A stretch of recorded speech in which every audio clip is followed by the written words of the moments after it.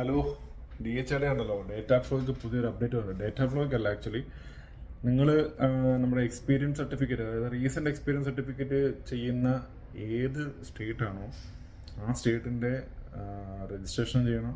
ആ സ്റ്റേറ്റിൻ്റെ good standing സർട്ടിഫിക്കറ്റ്സും നിങ്ങൾക്ക് ഉണ്ടായിരിക്കണം.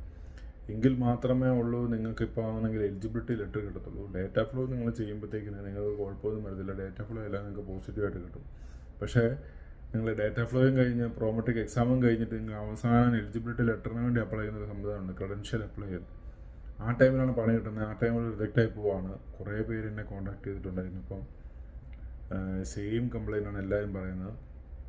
അപ്പം നിങ്ങൾ ഇപ്പം ഏജൻസിക്കൊക്കെ ആണെങ്കിൽ കൊണ്ട് കൊടുക്കുമ്പോഴത്തേക്കിന് ഏജൻസി പറയാം, കുഴപ്പമില്ല, നിങ്ങൾക്ക് ഒരു വർഷത്തെ ഗ്യാപ്പൊക്കെ ഉണ്ട്, ധാരാളം നമ്മൾ ഒരു എക്സ്പീരിയൻസ് സർട്ടിഫിക്കറ്റ് സെറ്റ് ആയിക്കൊള്ളാമെന്ന് പറഞ്ഞിട്ട് ഏജൻസിക്കാരാണെന്നുണ്ടെങ്കിൽ മഹാരാഷ്ട്രയെന്നോ അല്ലെന്നുണ്ടെങ്കിൽ കർണാടകയെന്നോ ഇവിടുന്ന് ഒരു സെറ്റാക്കും.